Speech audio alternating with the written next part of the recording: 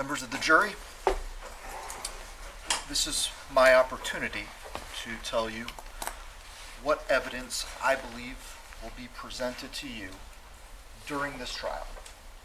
This is not an opportunity for me to make argument or to rebut what the state has said.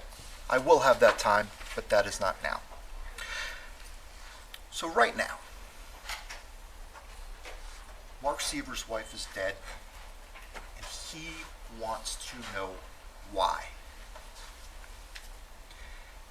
Just like everyone else. The only why is coming from one person. And that one person is Curtis Wayne Wright. And so what I'm about to tell you is a narrative that I have constructed from the evidence. Curtis Wayne Wright has been a longtime friend of Mark Sievers. They grew up both in Missouri. They met in high school. Curtis, over the years, would get into computers. And in that he was good with computers, he would eventually perform some of the computer maintenance at Dr. Teresa Sievers' medical practice.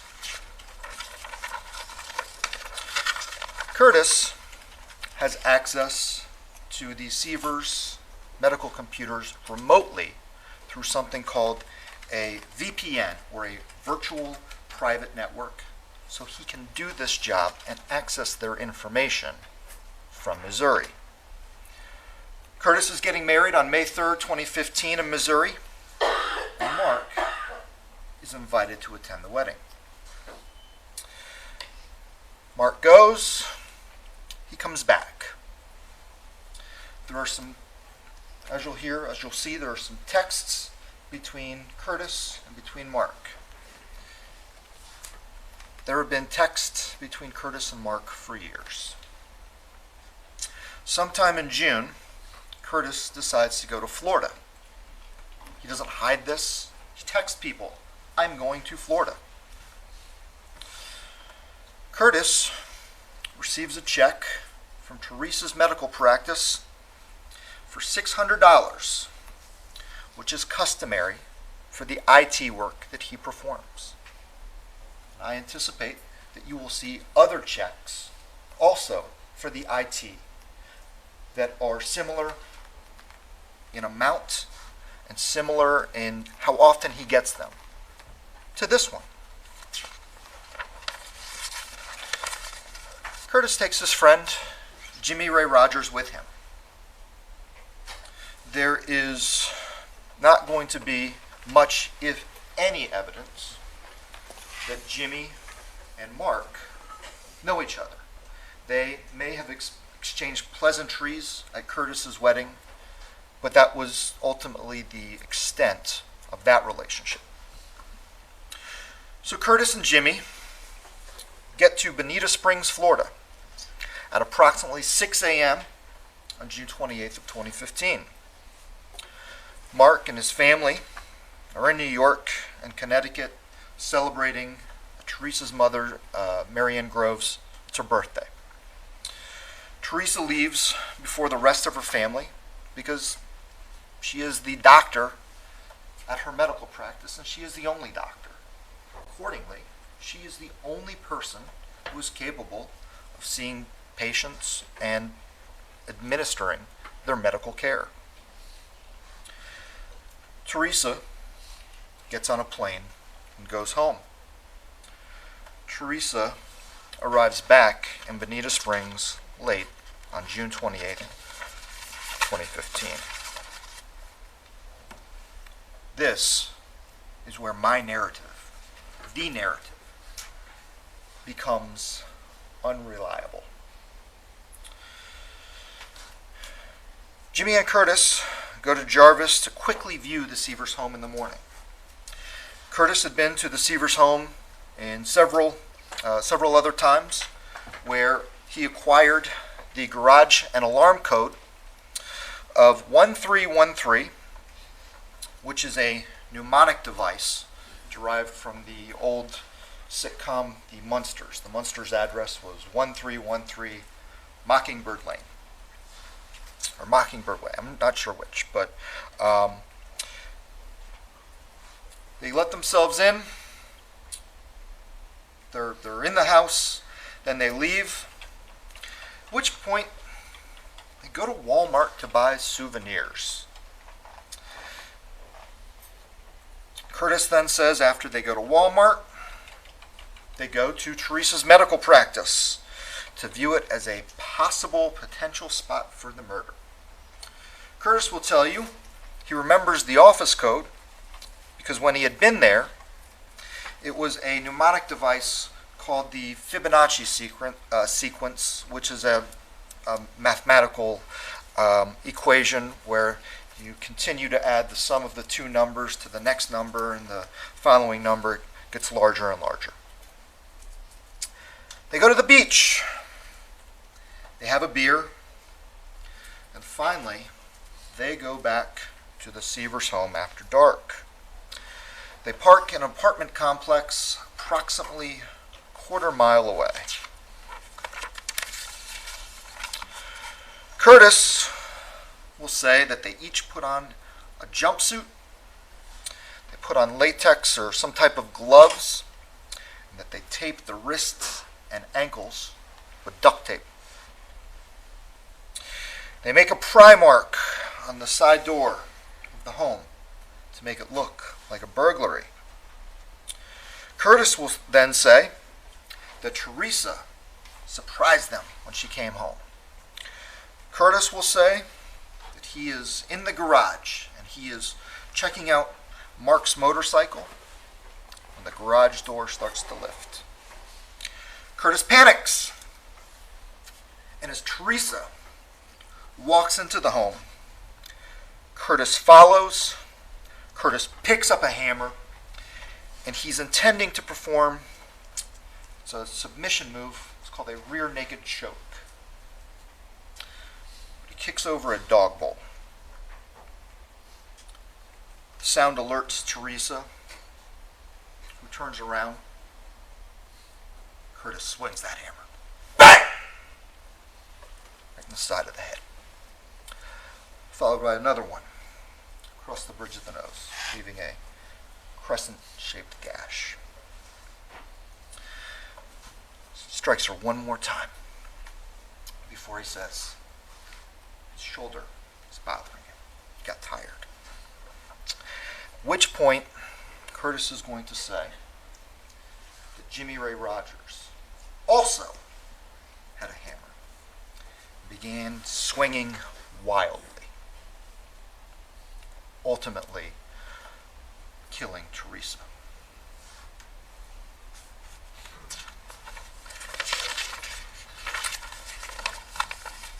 You anticipate Curtis is going to say at that point, they panic and they leave.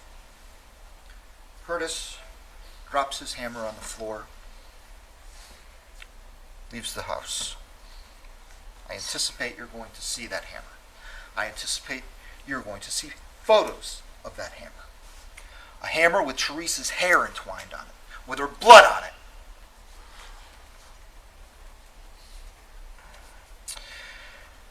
On the way back, Curtis says he disposes of his jumpsuit, which was stuffed in a backpack. For whatever reason, Jimmy does not. They leave the house, they take nothing, and they drive back to Missouri. And later, I'm going to tell you a little bit more just about why the narrative that I have told you is unreliable. Mark gets a call from the medical office on Monday morning. Where's Teresa? Mark knows that a friend of the family, Dr. Mark Petritus, has a home and an office within 2 miles and can get there the fastest. He also calls his mother, Bonnie, but Dr. Petritus arrives first.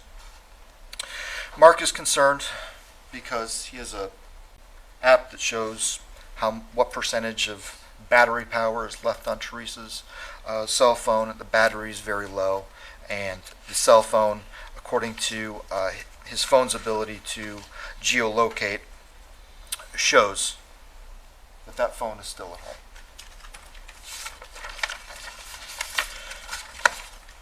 Dr. Petrides arrives, finds Teresa lying on the floor in a pool of blood, calls 911. Paramedics arrive, declare Dr. Teresa Sievers dead.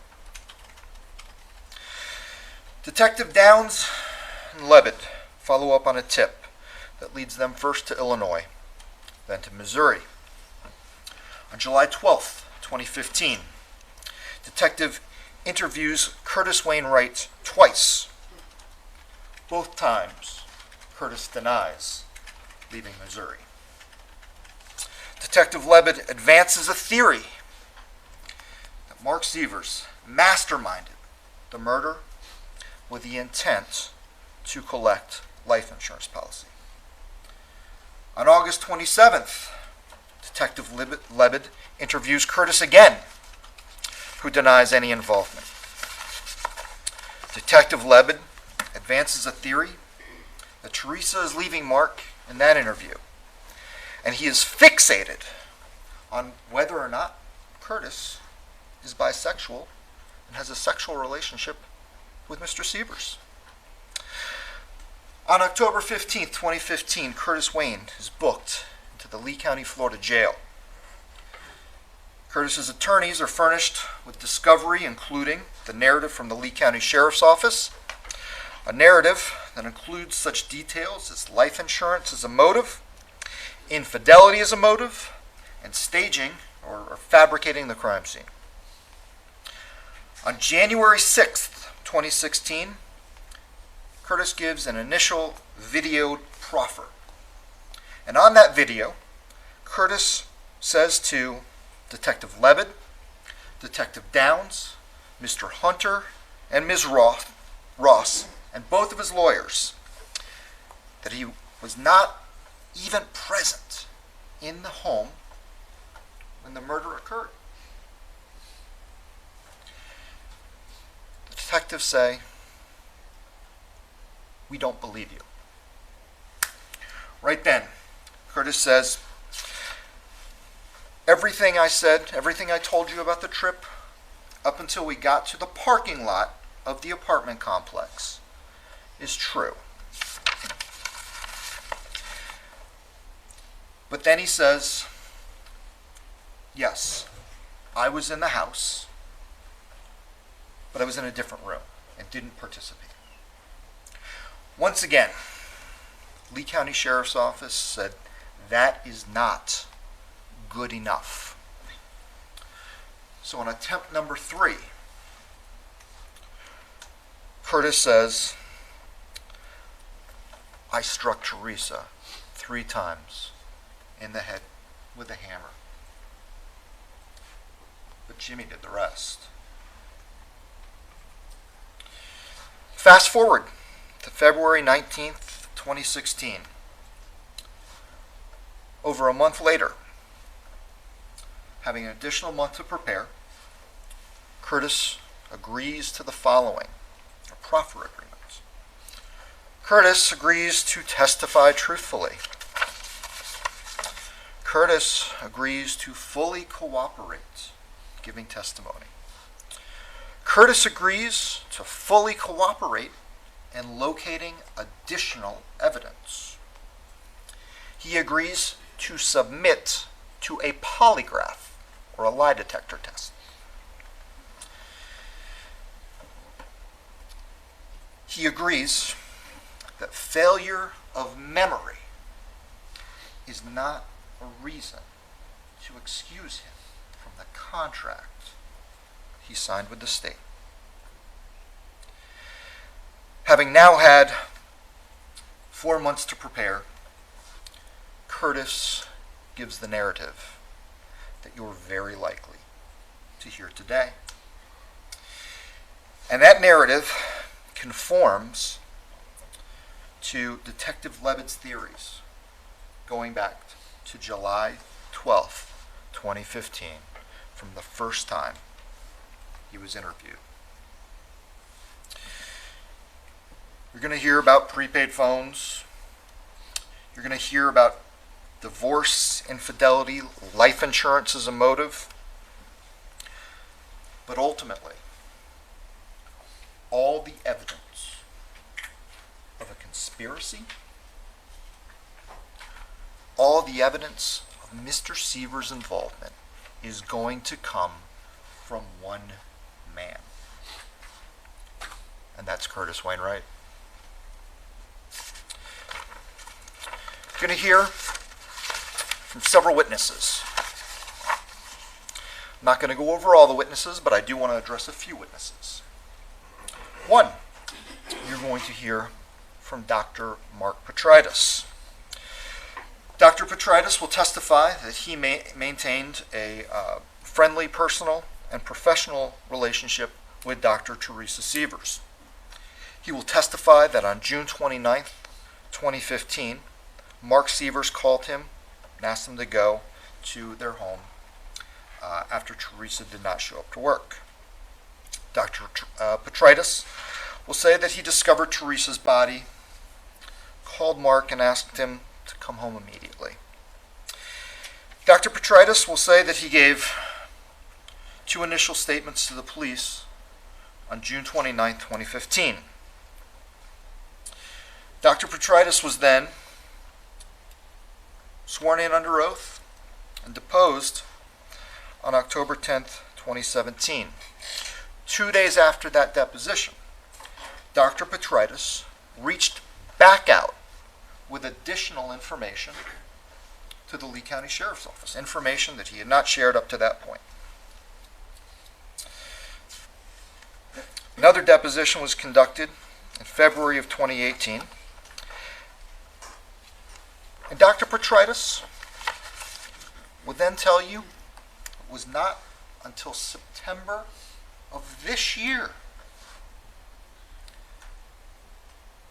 that he finally came forward with some of his most damning statements.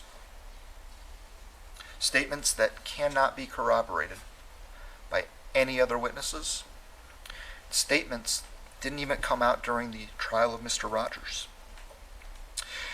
You're going to hear from crime scene tech Kimberly Van Was. She was a lead crime scene examiner. She's going to tell you that she went to the Sievers home on Jarvis to take measurements, collect evidence, take photos, develop latent fingerprints. She will say there was a pool of blood around Dr. Teresa Sievers, but there was no cast-off. And we'll get into what cast-off evidence is. She's also going to offer evidence about the alarm. She's going to offer evidence that Curtis attempted to clean up after the murder. You will hear from Detective Levitt. He'll say that he interviewed Curtis and Mark. And Detective Levitt developed a theory early on and then had the good fortune to find witnesses and evidence that corroborated his theory. As mentioned earlier, Detective Levitt was the investigator who came up with the theory of life insurance as motive. He'll say that Curtis was resistant initially, but eventually came around to agreeing with that and just about every other theory advanced by Detective Levitt. You may hear from Taylor Showmaker, who is Jimmy Ray Rogers' girlfriend from Missouri, and mother to his child. Taylor was interviewed on August 25th, 2015. She was able to lead Detective Downs to a jumpsuit. There's a video, actually, that's going to show how Ms. Showmaker and Detective Downs came upon the video and the state that came upon the jumpsuit, as well as some latex gloves and how they were laying when this was when they were discovered. And that is to say, the jumpsuit in the video, and the gloves were found in a small pile by the side of the road. Taylor was interviewed again on August 28, 2015.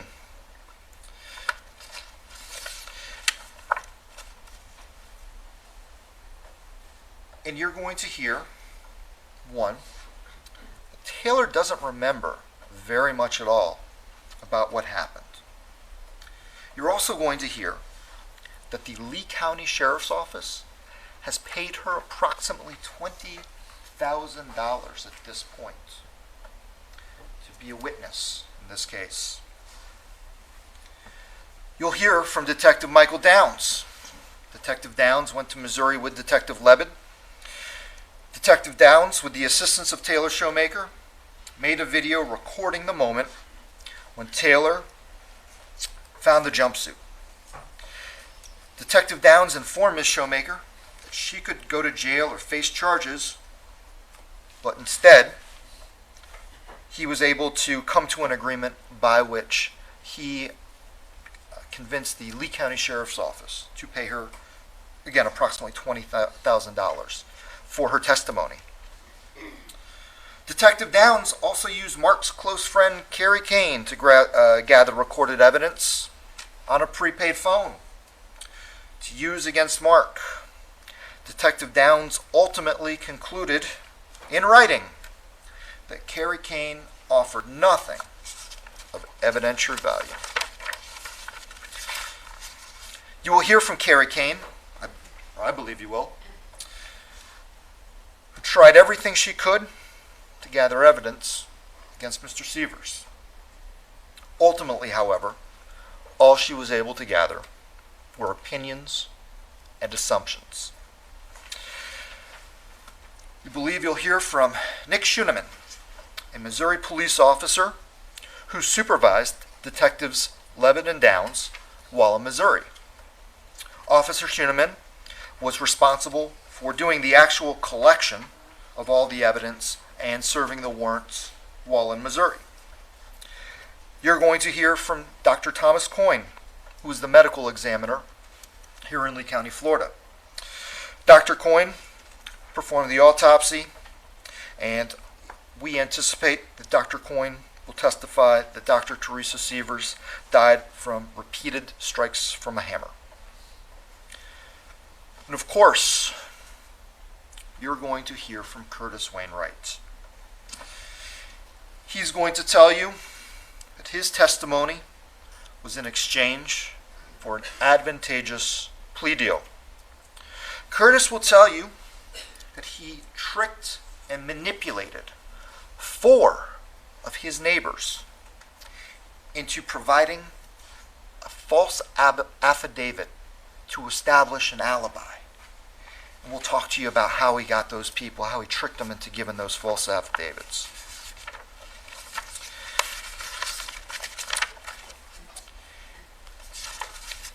Curtis Wainwright will tell you that Mark Sievers agreed to pay him between $100,000 to $150,000 from the life insurance policy, but was only actually paid $600 from a check that was consistent with the other checks he got from doing IT work, and $300 for Curtis to install a surveillance system in Mr. Sievers' home after the murder had occurred.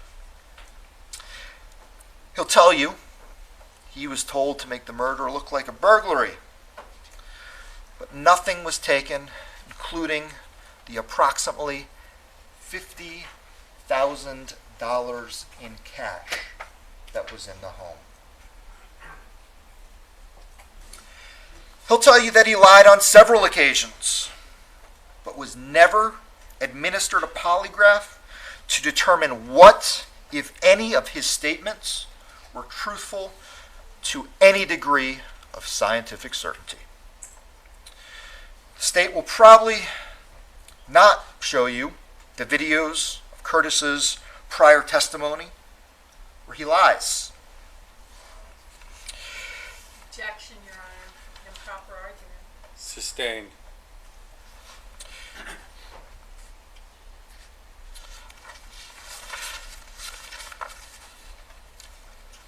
We believe that the state is going to try to offer up witness after witness to try to prove to you that there was turmoil in the Sievers marriage.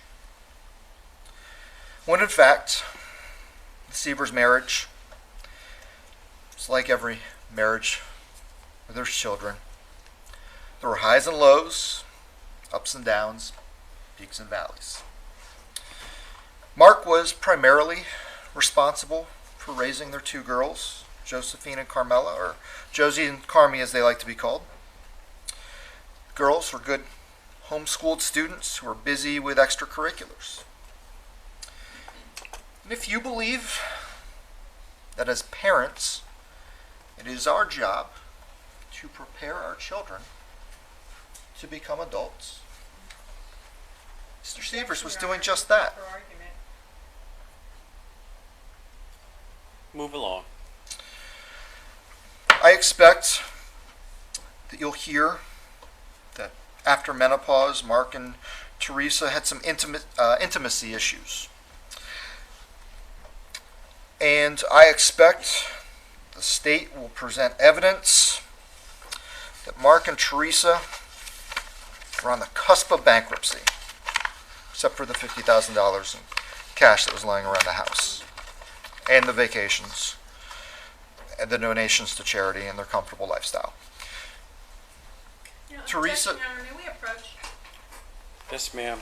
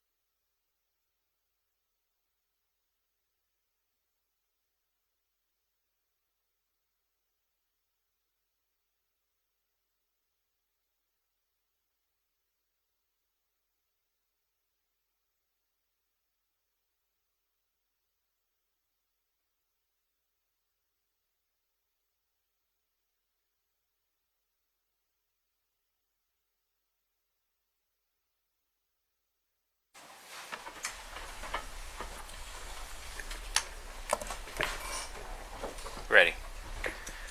The jury is to disregard any of the comments about bankruptcy. There is going to be no evidence about any bankruptcy. Thank you, Your Honor. There is, however, going to be evidence that Teresa Sievers had a busy medical practice, that they were beginning production on a new series of television shows called Pathways to Healing, that they had filmed 2 of 10 episodes and have more planned. We anticipate that you'll hear from Monica Lyons, the Sievers estate planning attorney.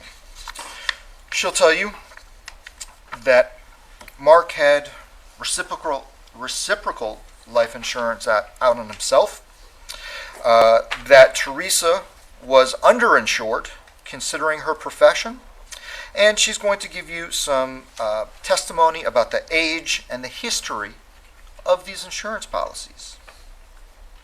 Ultimately, it is our position that Teresa Sievers was worth more alive than dead.